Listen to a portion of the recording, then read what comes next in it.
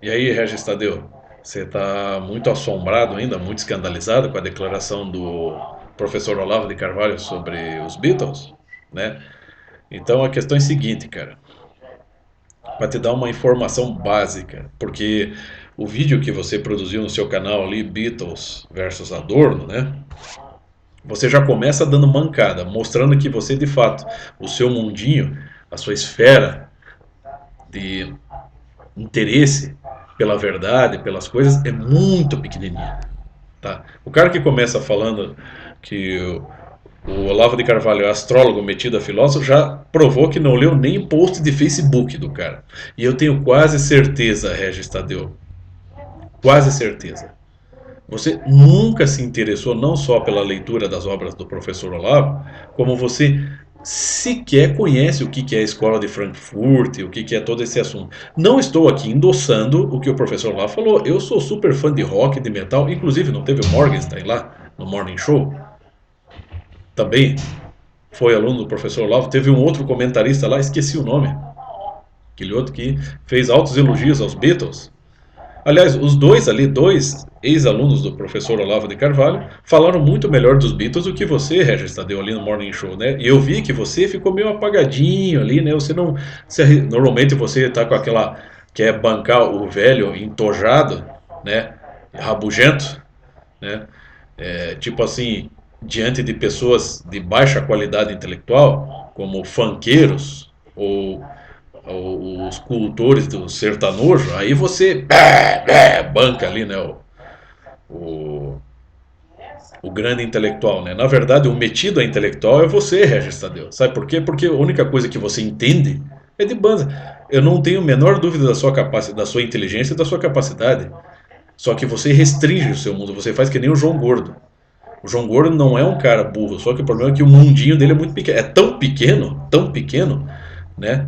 Que ele sequer sabe o que é anarquia. Tanto que chamou um comunista de carteirinha para ir lá conversar com ele na cozinha, lá no panelaço, né? Nossa, como ele é um cara democrático, né? Chama um cara, né, esquerda ligado a todo tipo de crimes, né? Que envolve o PT, mas está lá pagando de democrático, de isentão. A tomar no cu, meu. Vão crescer. Vocês precisam crescer. São homens de quase 60 anos. Tem idade para ser meu pai. E estão aí com essas ideias cretinas na cabeça. Como é que você fala, Regis Tadeu? Esse retardamento mental. É, você com as suas palavras, né, de efeito. A questão é a seguinte, Regis. Ó, vou transmitir uma informação básica para você. Eu tentei transmitir isso para aquele cara lá do canal Beatles School, que o cara, ele entende tudo de Beatles. Realmente, ele entende mais do que eu de Beatles, muito mais do que eu até de Beatles. Mas é Gilvan Moura, né? O problema é que ele não é bem uma Beatles School, é a Beatles Church, tipo a dogma. Você não pode contestar Beatles. E ele já explicou até num dos vídeos dele que ele de fato endeusa os Beatles. Né? Quer dizer, o cara é um bitolado. Né? E isso não é culpa dos Beatles, não, meu filho. Tá? Os Beatles é uma banda que está aí dentro da esfera do pop, do rock. Beatles é a melhor banda que existe. Mas não é a coisa mais espetacular que aconteceu no universo. Não é. Né? Eu não sou músico, mas a questão é a seguinte: quando você começa a estudar, começa a se interessar por aprender coisas, Regis Tadeu, você começa a perceber que o mundo é muito maior do que a esfera do rock e do pop, ou do metal. E eu que sou super fã de metal. Agora, quando eu fui tentar explicar para esse cara da Beatles School, Gilvan Moura, que toda essa polêmica que o professor Olavo criou aí, eu passei uma informação bem básica para ele. Ó, não é assim, cara, veja bem, tentei conversar, ó, vamos. Na verdade, eu fui aluno do Olavo, tudo, mas a informação é essa. Compartilha uma informação bastante isenta de qualquer juízo, assim, moral, de qualquer acusação. E o que ele fez? Ele me bloqueou no Facebook. Bloqueou a mim. E eu tentando compartilhar uma informação. Ah, daí eu fui lá no canal dele e descasquei. É um crianção, imaturo, né? Eu vejo hoje em dia, sabe o que é? Muita gente que, vamos dizer assim, muitos fãs dos Beatles, ou de qualquer cultura pop, cultura mundana, que, né, que são pessoas ditas, né, vamos dizer, cristãs, pessoas que creem em Deus, pessoas religiosas que, né, que praticam de alguma maneira sua religião, e que aguentam todo tipo de piadinha ou até mesmo de interpretações absurdas a respeito de sua religião, a respeito do livro sagrado, a respeito da Bíblia, por exemplo, né? Aguentam tudo isso. Vem um suposto historiadorzinho de merda querer relativizar a Bíblia a meros fatos históricos, não a livros sagrados. Daí a pessoa até ela acha isso razoável, mas contestar o talento dos Beatles, Deus o livre. Não, não, não. Agora acabou. Agora não. Isso é inaceitável. Ah, meu Deus do céu. E não tem nenhuma idolatria aí, né? Puta que pariu. Então aqui, ó, eu vou ler uma informação assim bastante simples para você, tá? Para você entender. Eu até passei ali no teu site, né? Ali no teu canal. Eu passei um pedaço dela, mas eu vou ler aqui só. Sabe porque eu acho, sabe o que você tem, Régio? Você tem problema de interpretação de textos, tá? Esse é o seu problema, né? Mas vamos aqui, vamos à informação aqui, né? Porque é de informação que nós precisamos, né? Então, Adorno e os Beatles. Isso aqui eu tirei de um blog. Depois eu passo o link desse blog, tá? O holandês Robin de Ruyter foi quem propôs uma relação seminal entre Theodor Adorno e os Beatles, e não o professor Olavo de Carvalho, como pretende simular a porca mídia de sempre. George Martin e Brian Epstein, entre outros, tiveram uma grande influência nos arranjos do quarteto, nos encaixes de letras e compassos, nos acordes, modulações e arranjos, na harmonização vocal, orquestração, etc. Note-se que a banda produziu baladinhas bem simplórias, standards, de 1960 a 1965.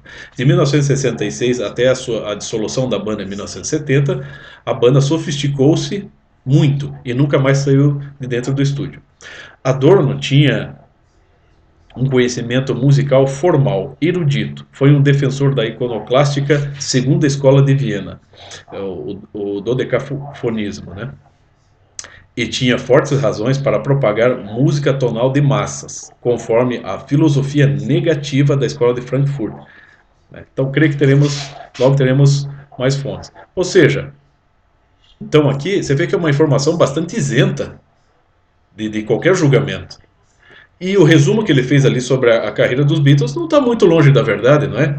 Então, se você ler só, e você veja aqui, ó, ensinar a interpretação de textos para você, tá? Se você ler só o miolo dessa notícia, desse pequeno texto, George Martin, Brian Epstein, entre outros, tiveram uma grande influência nos arranjos do quarteto, tal, tal, tal. Se você ler só esse parágrafo, você não pressupõe o Adorno daí. E nem pressupõe o Olavo. Se você ler só o primeiro parágrafo, o holandês Robin de Ruyter foi quem propôs uma relação seminal entre Theodor Adorno e os Beatles, e não o professor Olavo de Carvalho. Se você ler só isso, você não pressupõe a história dos Beatles, né? E se você ler só essa última informação, Adorno tinha um conhecimento musical formal, erudito, foi um defensor da iconoclástica, escola de Viena, tal, tal, tal. Se você ler só esse último parágrafo, você não pressupõe os outros, ou seja, são informações bastante precisas e distintas. Você não consegue fazer isso, Regis Tadeu, com toda essa sua grande capacidade, né? Por que você não falou isso que você falou nesse seu vídeo, esse seu vídeo bastante besta que você fez de Beatles Adorno? Por que você não falou isso lá com o Morgenstern?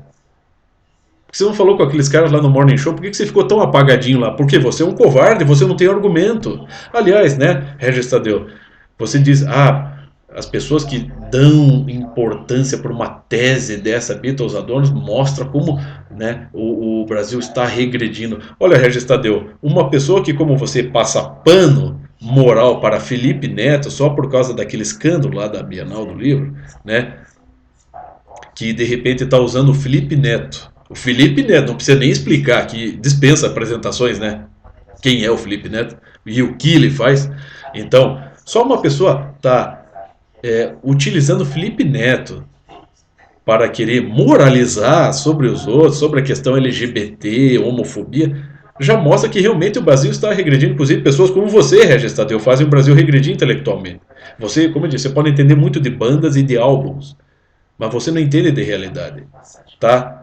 Há uns 3 anos atrás você estava lá defendendo a Dilma, mas você não é capaz de emitir uma única frase sobre os crimes do PT, né, seu Zé Mané?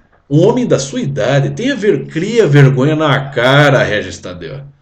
Cria vergonha na cara, meu. Hã? Você é um crianção, exatamente como aquele cara da Beatles School. Vocês são crianções, vocês querem viver naquele paraíso, aquele mar de rosas pop rock. Porra, meu, vocês têm toda a chance de fazer da sua coleção de discos instrumentos a favor da sua inteligência, e não só uma frivolidade, um hobby, ou apenas para ficar, vamos dizer assim, intensificando as suas convicções. Muito do que você fala sobre as bandas, eu assisto os seus vídeos, eu acompanho o seu canal, muito do que você fala é muito subjetivo, é aquele sentimento que você tem, né? Aquela coisa que você tem, aquela paixão que você tem por música, por rock, por pop, por metal, né? Ah, você foi filho de militar, então as coisas não eram fáceis durante o regime militar. Meu filho, eu sou neto de militar. Meu avô foi sargento da polícia militar. E olha, isso eu já disse para muitas pessoas da minha família que infelizmente agora, que são mais pro lado mais PT e que tentam agora descer lenha no período da ditadura, a questão é a seguinte: é óbvio que a gente não pode passar pano, realmente a gente não pode,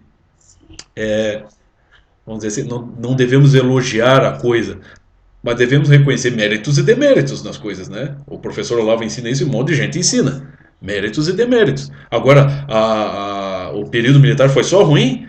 Foi tão ruim que tá todo mundo vivo aí, tá todo mundo fazendo o que quer, né? Até tava conversando com aquele canal lá também, Som de Peso, né? Aquele piazão lá, babaca. Porque aqui no Brasil, o Alice Cooper veio tocar aqui no tempo da ditadura, mas você vê como é que era a repressão dos militares. Ele não pôde balançar nem a bandeira do Brasil, nem dos Estados Unidos, porque os militares viam isso como um desrespeito. Beleza. Aí eu perguntei para ele, agora você me diga qual banda nos anos entre as décadas de 60 e 70, banda de rock ou até de heavy metal, ou mesmo pop, fizeram algum show na União Soviética, em Cuba, em China, na Albânia. Me diga, qual banda esteve lá? Quais bandas surgiram de lá? Me diz? Tem. Depois de um tempo começaram a surgir. Agora eu quero ver você falar. Aqui no Brasil, a ditadura, meu Deus, aquela coisa assassina. Mas um artista como Alice Cooper veio tocar aqui durante a ditadura, cara, isso mostra que a ditadura não era tão feroz assim, né? Eu já expliquei isso, aliás, se você estudar um pouquinho e se você der ouvidos, né, a pessoas que sabem ensinar, você vai perceber que você tem uma diferença. Aqui no Brasil, o regime militar foi um regime autoritário. Em Cuba, na União Soviética ou na China, na República Popular da China, você tem regimes totalitários. Você não sabe distinguir isso, não? Por que você não vai falar disso, Regis Tadeu? Por que você não toca nesse assunto? Né? Eu não estou aqui endossando a tese desse Robin de Ruiter de que a produção musical dos Beatles foi de responsabilidade de Theodor Adorno, mesmo porque Theodor Adorno, do pouco que eu conheço da obra dele, ele morreu no final dos anos 60, ali, entre 1968 e 69, se não me engano. É claro que ele não teria tempo de engendrar tudo isso aí. E não venha com essa, monte de outros babacas aí, pegando trechos de Adorno e lendo. O Adorno detestava os Beatles. Meu filho, meu Deus do céu, vocês esqueceram aquela lição tão bem, tão clara de Ortega y Gasset na introdução da Revolução da Rebelião das Massas, quando ele diz as nossas palavras, né? Sobretudo nesse contexto de revolução cultural, de contracultura ou de escola de Frankfurt, as palavras podem ser utilizadas tanto para expressar um pensamento como para esconder pensamentos, para esconder intenções. Não era isso que faziam também os esquerdas no tempo da ditadura, quando muitas matérias eram censuradas justamente para que mensagens rearranjadas e sutis fossem publicadas para que, por exemplo, guerrilheiros pudessem entender isso e agir? Você tinha essa estratégia, isso não é a pira da cabecinha de Bolsonaro, não, meu filho. Isso existiu. Até o professor Olavo, que era comunista na época, confirma isso. É só estudar, meu filho. O Regis Tadeu, vai estudar, meu filho. Vai estudar, vai aprender coisas, meu filho. Tá? Então, aqui, ó, para não dizer que, como eu sempre gosto de fazer isso. Sou super fã de rock, super fã de heavy metal, é música clássica, é jazz, é country. E eu acho muito bom que o professor Olavo... Eu sei que o professor Olavo, na verdade, ele está alfinetando o Lobão, isso aí, né? Mas eu acho bom que você vê a importância de vocês outros fãs de Beatles, porém que tinham toda a chance de abrir um debate sobre isso, né? De tentar fazer uma relação, de criticar, de pesquisar mais. Não, o que vocês fazem? Não, isso é uma calúnia, isso é inaceitável. mas você, Registadeu, por exemplo, quando você estava com aquele papo imbecil, cretino que você teve com o João Gordo, o Jesus histórico. Sabe, puta, Registadeu. E deu para ver muito bem nesse seu vídeo aí do Beatles Adora que o que você foi fazer? Você foi consultar a Wikipédia, cara. Você nem sabe o que é Escola de Frankfurt. É uma coisa séria, meu filho. Eu não vou perder meu tempo explicando para você. Eu também estou aprendendo isso aí. Mas a gente não deve abrir a boca para falar sobre coisas que não sabe. E você só foi fazer uma rápida pesquisa na internet para descer o cacete no Olavo e defender Beatles, né? Como se Beatles fossem inatacáveis. Não, eles fizeram coisa errada, meu filho. Eu vou te dar um dado aqui. Agora eu não trouxe aqui a revista que eu tenho, né? Pilhas de revistas de rock aqui, livros de rock, né? E biografias sobre os Beatles, Pink Floyd, The Doors, tudo. E lá numa das revistas você tem um dos registros, você vê uma revista que era publicada até acho que é pela Revolution, ali o presidente do fã-clube dos Beatles, aqui, o Marco Antônio Malagoli, né? Você vê que você tem uma entrevista lá no meados dos anos 70, você tem lá John Lennon bêbado num bar, brigando com Mick Jagger e Harry Nilsson, e lá pelas tantas, né, todos tomados e cheirados, né, naquela confusão, John Lennon agrediu acidentalmente ou não uma garçonete. E depois que, né, bateu a polícia, todo mundo foi para cadeia, o que a garçonete declarou para a imprensa? Ela foi entrevistada, foi agredida por John Lennon. Ela falou assim, olha, até não foi a dor e a agressão passa, aqui, um machucadinho aqui, mas o pior de tudo é descobrir que um dos meus ídolos não passa de um bunda mole, né? O cara que cantou Imagine, cantou A Paz no Mundo, estava lá, depois em boteco, enchendo o cu de cachaça e de droga, né, e agredindo pessoas. O John Lennon, ele foi uma pessoa, ao longo de quase toda a sua vida, bastante contraditória. Não confunda o talento, ele mesmo disse, não confunda o talento que a pessoa tem, no caso dele, para a música, com a vida pessoal dele. No final da vida dele, sim, ali no final, sim, pouco antes de ser assassinado, você vê que ele estava amadurecendo. Ele estava até se convertendo ao cristianismo. Inclusive, pegue um áudio aí do próprio professor Olavo de Carvalho falando, indicando uma biografia dos Beatles, de Steve Turner, The Gospel According to the Beatles. Né? O próprio professor Olavo já fez um elogio. No caso, quando o Lobão foi comentar sobre essa polêmica do professor Olavo Adorno Beatles, o Lobão explicou muito bem. Né? Eu não sei porque o Lobão está se opondo ferrenhamente. Eu acho que isso é uma treta pessoal entre os dois. Porque o Lobão também tem muito a dizer. O Lobão, ele é um cara que entende muito de música. Né? E o que ele falou sobre a declaração do professor Olavo estava certo. Só que o problema é que o Lobão, no final do vídeo, ele se saiu infeliz, porque ele começou a mostrar os álbuns dos Beatles, justamente que parecem confirmar isso. Né? Então não é assim que funcionam as coisas. Pô, você tem que explicar bem, tentar pelo menos explicar bem, né? Então, antes que venham me acusar de Carolinha, que não sei o que, aqui, ó. Você pega aqui, Revolver, né? Esse é um dos melhores discos, não é só um dos melhores discos produzidos pelos Beatles, é um dos melhores discos de pop rock que existe, meu. É um tesão isso aqui. Mas o próprio título já deixa ver. Vai estudar, você, Registadeu, que gosta bastante de inglês, vai estudar aqui, ó. Você também, Gilvan Moura. Vai lá. Pega todos os derivados da palavra revolver, tá? Antes de ficar aí babaqueando, ficar idolatrando, ok? Então, mas é claro, os temas das músicas dos Beatles, eles são bastante díspares, né? Então você não pode tirar das letras dos Beatles necessariamente temas que vão, vamos dizer, influenciar ou doutrinar, ou fazer, né? O máximo que você tem aqui é Tomorrow Never Knows, o resto são todos temas mais banais. Mas agora você vai pegar aqui, puto, o meu aqui tá meio velhinha, né?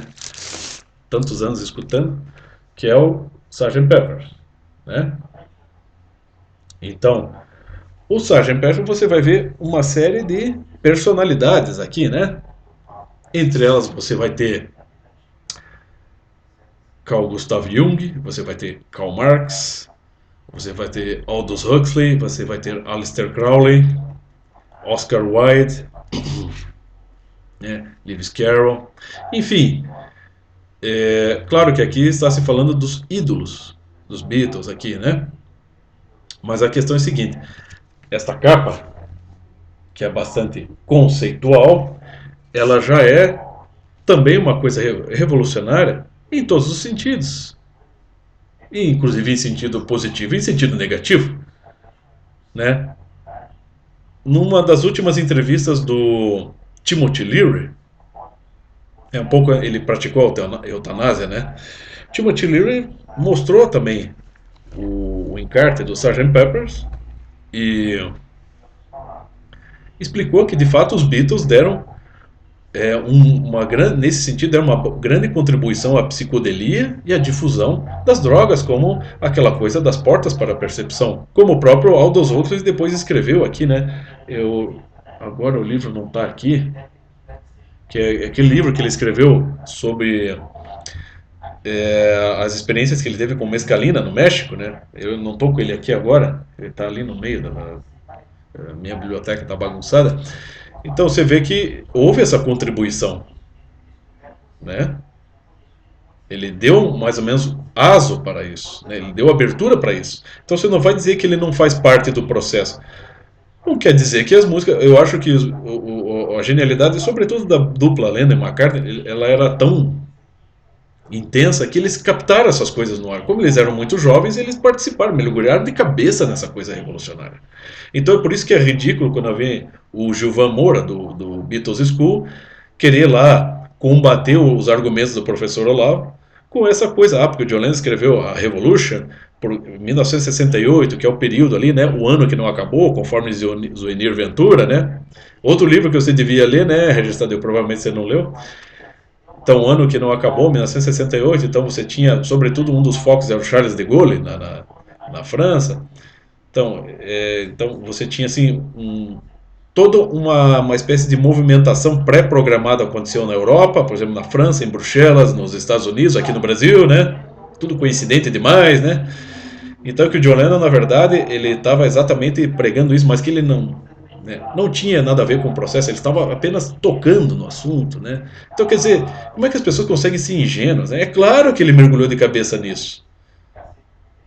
Se você pegar acho que já citei aqui, aquele Yuri Bezmenov, né, quando ele explicando do processo revolucionário, ele como ex-agente da KGB, ele fala, né, como muitos artistas, ele que viveu ali na época hippie, inclusive até se travestiu de hippie para poder conseguir sair da KGB, ele viu muitos artistas, muita gente do meio, artistas, músicos, atores, enfim, tornando-se verdadeiros idiotas úteis do movimento revolucionário, seja da Revolução Cultural Gramscista, seja da contracultura, seja em termos de escola de Frankfurt.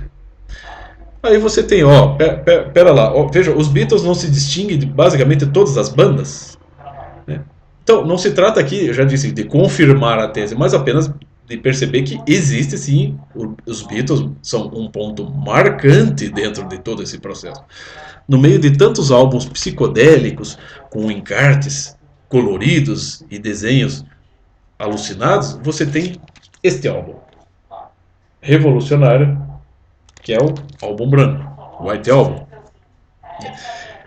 Você não vai entrar aqui naquela putaria de que o álbum branco que influenciou Charles Mason, né? Porque afinal de contas, o bando de Charles Mason, quando praticaram toda aquela brutalidade, aquela chacina, inclusive escreveram lá, assassinaram lá a Sharon Tate e outras pessoas influentes ali em Beverly Hills, escreveram Helter Skelter com sangue na parede, né? Isso de certa forma maculou muito, né, o álbum branco, vamos dizer assim. Mas não vai dizer que os Beatles influenciaram isso, mas não vai dizer que de certa forma tudo isso se enquadra. Mas o Charles Mason era um cara muito um cara alucinado. Pois é, né, Regis? Agora que nós podemos puxar aqui um gancho. Porque você, Regis Tadeu, você é assim a contradição humana encarnada. Porque, você vive defendendo coisas que você de fato não acredita. Por exemplo, eu estou lá assistindo seus vídeos e de repente, vamos interromper esse vídeo aqui para te dar um recado muito importante. Aí você está lá falando de ecologia, você faz lá, você é pago para fazer propaganda ambientalista de uma ONG lá. E eu não duvido até daquilo que está sendo denunciado ali. A questão é a seguinte, cara. Não esqueça, Regis Tadeu, não esqueça que Charles Mason, aquele que disse que os Beatles eram os 4 Cavaleiros do Apocalipse e que o álbum branco influenciou muito, né, em toda aquela estratégia dele, assassina, não esqueça que o Charles Mason era um ferrenho defensor da ecologia. Toma cuidado com isso aí, Regis Tadeu, sabe? Toma bastante cuidado com essas coisas. Ou não se esqueça o que está registrado lá do Jacques Cousteau, né? Pega lá o que o Jacques Cousteau declarou lá para a Unesco, tá bom? Pega lá um pouquinho sobre isso aí. Um pouco dessa mentalidade psicopática e ambientalista, tá? Toma cuidado com isso aí, para não ser mais um idiota útil. Porque por enquanto, né, aliás, você já é um idiota útil, mas tente ser menos, tá? E tem outra também, Regis Tadeu. Você disse, você quer isso para sua família, para os seus filhos, para o seu futuro. Mas espera lá, você foi entrevistado há pouco tempo num programa, eu esqueci o nome daquele programa, que o apresentador ele vem fazendo o papel de Jair Bolsonaro, né? E você não, porque você tem que né, a gente tem que defender o futuro das nossas crianças, você fez, papapá, mas aí quando ele te perguntou, mas você tem filho, você tem família? Não, Deus o livre, eu não tenho filho ainda, bate na madeira, né? Os meus filhos são o meu acervo de música, de CDs, de LPs. Quer dizer, olha as contradições que você entra, cara. Quer dizer, você está preocupado com o futuro das outras pessoas, dos filhos, dos netos, mas você mesmo não engendrou ninguém. Você mesmo engendrou família. Você, como eu disse, o seu universinho é muito pequenininho, mas continuando aqui, vamos utilizando aqui a minha coleção. Eu não tenho uma coleção de discos invejável como a sua, mas eu tenho uma coleção de discos que eu tenho uma paixão por ela. Há 30 anos que eu coleciono, uma parte dela foi passada, meu pai passou para mim, os meus tios passaram mais alguns para mim, eu acrescentei outros. A minha coleção é bastante variada e eu gosto muito dela e eu fico muito feliz de poder utilizar a minha coleção de discos, né? Poder usar algumas bandas como exemplo aqui para explicar esse tipo de coisa, ou seja, inserir, articular a minha coleção de discos como trabalho de estudo, como objetos de estudo, como se estivesse estudando um livro, poder usar os meus discos justamente para aprender coisas também sobre todo esse processo, por mais negativo que seja. Afinal de contas, não é mesmo, Regis Tadeu, buscar a verdade não é buscar agradar a si mesmo. Como está na lição de Max Weber. Max Weber escreveu Duas Vocações, Ciência e Política. Ele fala: existem muitas verdades que nos desagradam, mas que nós precisamos conhecer. Não é? Então, sigamos aqui, né? Você vai pegar um outro clássico aqui dos anos 60. Strange Days, The Doors. Você vê, o Jim Morrison já era um cara mais, vamos dizer assim, irônico. Ele mergulhou de cabeça na contracultura, na revolução, isso pode ter certeza. Mas ele é um cara que tinha uma perspicácia, assim, ele desconfiava das coisas, ele ironizou muito, em muitas mensagens das músicas do The Doors, ironizou muito o próprio show business. E o próprio, você vê, essa capa, de certa forma, é uma certa ironia com a própria psicodelia. Dias estranhos. As letras dizem isso, né?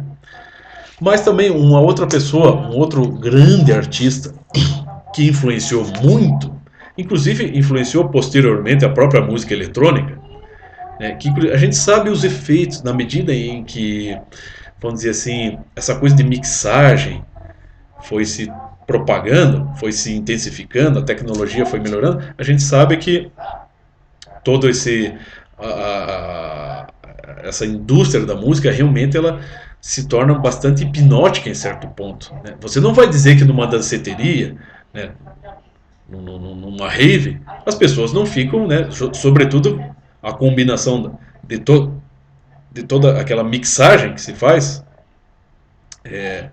tipo o Fatboy Slim, entre outros, com drogas, que rola drogas em rave, você não vai dizer que isso de fato não produz um efeito hipnótico. E vamos pegar um dos artistas que eu mais admiro, mas que infelizmente tem parte nesse processo. Você tem aqui Frank Zappa. Sobretudo esse álbum, Lamp Grave. Quer entender a Revolution 9 dos Beatles? Tá aqui. Então, Lamp Grave é um dos primeiros experimentos nesse sentido. Você sabe, você deve conhecer, né, Registador? Outras pessoas aí que também que curtem Frank Zappa sabem como é que é. Sabe que o Frank Zappa de fato, eu concordo aí com o pessoal, não gosto do canal Alta Fidelidade, porque eu acho eles também muito cabecinha de mamão, né? Cabecinha, universinho pequeno, mas de fato o Frank Zappa ele era uma usina de produzir música. Ele é um cara que entendia pra caralho de música. Ele ironizou também muito do show business, da psicodelia e dos próprios Beatles ele ironizou, né? Mas ele é um cara, também, numa das declarações dele, depois de um show, ele fala: para mim, o absurdo é a única realidade que existe. Ou seja, então o Frank Zappa, pelo menos, ele era um cara mais explícito nesse sentido. E ele produziu muita coisa bizarra, mas ele produziu muito, ele misturou muito som, ele experimentou bastante. Ele é um cara bastante ousado e certamente isso é um prato cheio também para questões revolucionárias, você não tenha dúvida. É aquele velho esquema que está ali nos Demônios de Dostoiévski, que eu sempre gosto de fazer lembrar aqui, né, quando o Verkovensky está conversando com Gustavo Alguini, e ele fala: um professor que zomba, muitas pessoas estão do nosso lado e não sabem. Um professor que zomba de Deus para os seus alunos em sala de aula está do nosso lado. Um juiz que absolve um criminoso, um assassino, está ao nosso lado, mesmo que não saiba. Então, e o Frank Zappa, só que o Frank Zappa eu acho que ele é consciente desse processo. Ele queria, de certa forma, ajudar isso aí, de um jeito ou do modo do outro. Mas, para ser mais explícito, vamos pegar os clássicos agora, passando já para a seara do heavy metal. Você vai ter este clássico. Este é um ponto marcante, não é, Regis Tadeu? O meu saudoso Napalm Death. E veja só, Regis. Vamos pegar aqui, agora, aqui você pode dizer, você não vai dizer que o Theodor Adorno ou a escola de Frankfurt engendrou isso aqui, mas você não vai poder negar que os temas das músicas deste álbum, primeiro álbum de estreia, Napalm Death, Scum, eles, você não vai poder negar que eles têm tudo a ver não só com a Guerra Fria, mas com a própria Revolução Cultural, com a contracultura. Então você tem aqui, de Sgt. Pepper para Scum, você tem isso aqui, ó. Multinational Corporations, Instinct of Survival, The Cure, Scum, Caught in a Dream, ou seja, cuidado com o que você deseja. Pulled Minds, né? Poluindo mentes, Sacrifício, Siege of Power, Control, Born on Your Knees, Human Garbage, ou seja, lixo humano, né? Aí você tem Vida, né? Primeiro lado B, Prisão sem muros, Ponto sem retorno, Aproximação negativa. Aí você tem Juventude falsa, né? As Machines Roll On, Common Enemy, inimigo comum, Cruzada moral. Veja bem, vou pegar aqui um trecho. Infelizmente esse aqui eu não consegui no livro, eu tive que xerocar. Aqui é os. Aqui tá o. Vou pegar aqui. Cadernos da Liberdade, tá? Sérgio Augusto Avelar Coutinho. Então você tem aqui. Vou ler um pequeno trecho, tá? A nova ordem mundial é a denominação que se tem dado ao momento histórico contemporâneo que teve início em 1991 com o colapso da União Soviética e o fim da bipolaridade do poder mundial e da Guerra Fria. Ou seja, lembra que na suposta queda da União Soviética em 1991, quantas bandas foram tocar lá na União Soviética? Inclusive o próprio Napalm. Estes acontecimentos têm sido interpretados com parcialidade, considerando apenas seus aspectos mais evidentes, o surgimento da potência hegemônica e a globalização da economia. Não somente como uma simplificação, mas também por omissão deliberada e falsificação de dados feitas por um movimento internacional ativo que não se deixa revelar nem ser mencionado. Deste modo, os estudos históricos, as interpretações políticas e as avaliações da atualidade não levam em consideração o movimento comunista internacional que se oculta sob a palavra de ordem o comunismo acabou. A palavra aqui, né, a locução, né? O comunismo acabou. E que se projeta num terceiro componente da nova ordem mundial, a Guerra Fria, agora com nova face. Aí, tal como tem aqui, na faixa da Napalm Death, Prisão sem muros, você vai ter aqui um dos capítulos do livro, Prisão Sem Grades. Veja só, né? Então aqui vamos pegar um trecho desse capítulo. A recepção e comentário de muitos leitores do meu livro, né, aqui do Sérgio Augusto Avelar Coutinho, me fez acreditar que os meus objetivos não estavam plenamente alcançados, atribuindo este fato a uma posição intelectual e a juízos de valor já modificados nas pessoas pelo movimento revolucionário sutil a que me refiro. Ao mesmo tempo, pude pressentir que a reforma intelectual e moral, né, que Gramsci recomenda como instrumento de luta pela hegemonia no seio da sociedade civil, já produziu efeitos muito mais profundos e danosos no Brasil do que se poderia imaginar.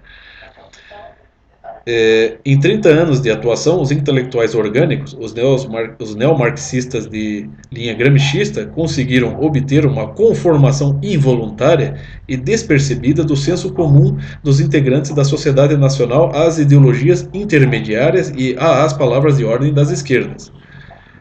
A aceitação passiva do que se estabeleceu ser politicamente correto. Sob o aspecto político-ideológico do senso comum modificado, certas palavras de ordem se incorporaram à opinião geral como conceitos axiomáticos, ou seja, axiomático é que são fixos, né? Fazem parte de um eixo, eles são tudo gira em torno deles, tá? Então eles são fundamentais nesse sentido. Né, supostamente fundamentais. Apesar das mais gritantes evidências de sua falsidade, já não são discutidas ou postas em dúvidas, até por pessoas cultas e bem informadas. Você, eu acredito, seja uma pessoa culta, né, Regis Tadeu? Né? Ou você vai acreditar no que eu acredito, que você é só um ignorante? Para elas, as versões dos fatos são inquestionáveis verdades que não precisam ser submetidas ao crivo da lógica, do bom senso e da dúvida. Né? Então, se o professor Olavo vem colocando essa tese, a dor no Beatles, nenhuma das pessoas que atacou ele foi verificar o que é isso. É simplesmente, é quase um dogma. Não, você atacou um dogma. Isso é uma coisa absurda, evidentemente absurda, não preciso nem verificar isso, né?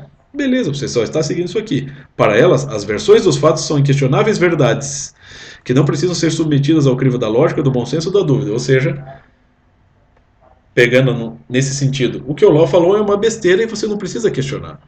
Você não precisa sequer discutir esse assunto. Você só precisa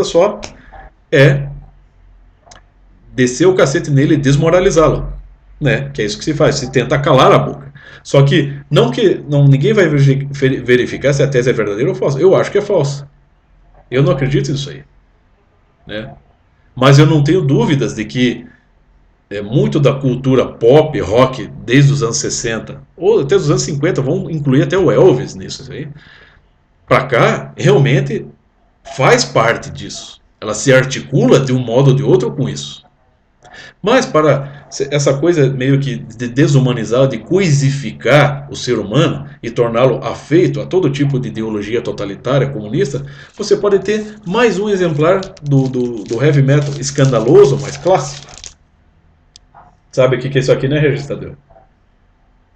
Esse é um dos meus discos preferidos, mas infelizmente ele é um retrato disso, da coisificação do ser humano, que é o Carcass, né? Primeiro álbum do Carcass, ainda no período da Guerra Fria, anos 80.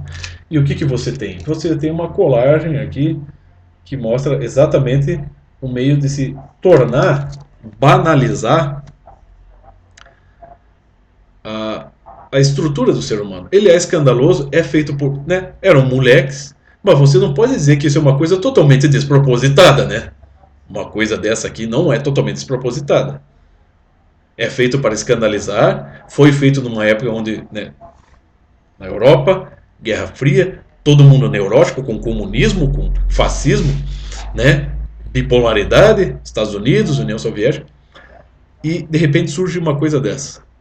E você vai dizer que isso aqui não é desumanização?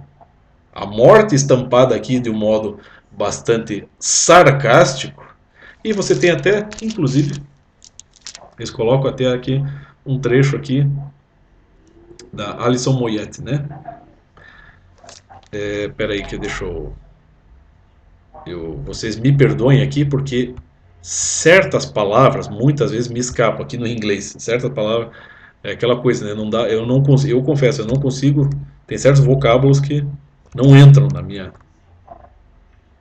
na minha mente. Então, eu tenho que só revisar aqui antes de ler. Então aqui, o trecho, uma pequena sentença de Alison Moyet impressa na contracapa do Carcass. Eu acredito que o mundo inteiro é uma carcaça morta e eu penso que os propósitos dos seres humanos não passam de fantasia, de capricho ou de coisas que no futuro vão virar, né, apenas ração para vermes. Ou seja, uma visão totalmente negativa, né? Vamos dizer, sendo, aliás, até você não vai dizer que isso aqui não, aquilo que o professor lá falou da dialética negativa, pô, tá aqui. Agora vamos pegar aqui que é mais emblemática aí na capa do Napalm Death. O que você tem aqui, Regis Tadeu? Você tem a Ford, a Chevrolet, a Coca-Cola, a Nestlé, o McDonald's, IBM, GM, a Roche. Quer dizer, você tem a Philips, né? Quer dizer, essa capa, inclusive, desenhada, essa capa foi desenhada pelo próprio o baixista do Carcass, né? Então você vê todos os detalhes, né? O que você tem aqui? Então, você tem, seriam empresários ou os grandes industriais, você tem uma família, né? Pessoas na miséria, e tudo isso cercado pelo quê? Pelo demônio, ou seja, demonizando toda a vida, toda a indústria, né? Quer dizer, toda a revolução industrial aqui sendo demonizada. O que ela produz? Morte e a soberania do capital sob a égide do mal, porque você tem a morte aqui, né, sobre todos eles. Então, espera lá. E isso, mas quem que produziu, mas quem que prensou esse vinil, né, esse encarte e o plástico que compõe vinil? Não é a própria indústria que eles estão xingando? E vai dizer que isso aqui não é dialética negativa, como o professor Lavo explicou? Porra, Regis, vai estudar, cara, pelo amor de Deus, acorda. E não estou dizendo eu gosto disso aqui. Porra, descasso, meu. Todos esses discos que eu mostrei aqui são apenas algumas peças valiosas da minha coleção. Mas para fechar aqui, Regis Tadeu, vamos colocar aqui. Só para você ter uma ideia, aqui no caso, eu também só consegui em Xerox. Ai, droga. A Nova Ciência da Política, tá? Do Eric Feiglin. Vou pegar aqui no prefácio aqui já. Para você pegar um pouquinho do fio a meada da história, tá bom, Regis Tadeu? O homem é, por isso mesmo, naturalmente tradicionalista. Vive e se aperfeiçoa graças à educação que lhe é dada e ao acervo de bens acumulados pelos seus ancestrais. Sem herança, sem tradição, não há progresso, isto é, sem a entrega de um patrimônio de cultura de uma geração para outra. Originariamente, a palavra traditio significa exatamente essa transmissão ou entrega, sem a qual as sociedades se imobilizariam e retrocederiam à barbárie. Por onde vemos que a tradição, longe de ser conservadorismo estático, é a própria movimentação dinâmica social, ligando o presente ao passado e ao futuro. Se nos colocarmos, por exemplo, no terreno das ciências, como será possível conceber aí o progresso sem a tradição? Ou seja, sem aprendermos com a experiência dos que nos precederam e sem tomarmos conhecimento de suas descobertas e invenções? Se um cientista fizesse tábua rasa dessas aquisições e pretendesse começar tudo de novo, estaria regressando à idade do homem das cavernas. Ora, as ideologias difundidas, sobretudo a partir do século XVIII, representam uma ruptura com a tradição. Eis porque, no dizer de Feiglin, não são apenas uma revolta contra Deus, mas também uma rebelião contra o próprio homem. Ao contrário da filosofia, que tem por objeto o ser, isto é, a realidade, a ideologia leva o homem para um mundo de quimeras, substituindo-se a história e substituindo a realidade pela ideia como mero produto da mente, sem aquela adequação com a coisa, segundo a definição clássica da verdade. Ou seja, Regis, é claro que você nunca se interessou por isso. Eu tenho certeza, cara, até o momento em que saiu essa declaração do Olavo sobre Beatles versus Adorno, você sequer tinha se dado ao trabalho de ler Olavo, de estudar sobre a escola de Frankfurt e Revolução Cultural. Nada, você não sabe nada, cara. A única coisa que você sabe é ficar falando sobre o universo pop rock. Isso você entende muito bem e eu gosto dos seus vídeos. Eu acho os seus vídeos muito bons. mas você é muito limitado, cara. A sua esfera de existência, você, vamos dizer assim, está naquele domo ali, como seria da Terra plana, né? Aquele pequeno domo ali, e você não sai, você não consegue quebrar, sair daquela cúpula. Você está ali naquele universinho pop, rock, metal. Então você sabe falar disso, e nisso você articula muito bem. Você fala dos álbuns, de músicas, das bandas, mas você não sabe ter uma autocrítica. As suas autocríticas são muito triviais, cara. São muito banais. Você não sabe olhar e inserir todo o movimento pop, rock ou metal dentro de um contexto maior na história, tá? E sendo que o movimento pop, rock, metal é uma coisa muito nova na história. Ele não pode definir os valores fundamentais da vida humana. Valores esses que você defende mal e porcamente, porque você não quer ter família nem nada disso, né? Então é isso aí, né, cara? Tá, acorda um pouquinho, Regis Tadeu. Sai dessa tua. Quebra um pouquinho a casquinha do ovo, tá? Tá na hora de sair. Tá na hora de você observar o mundo com objetividade. Agora, se você sabe observar o mundo com objetividade, então demonstre. Porque até agora eu não vi nada. Beleza?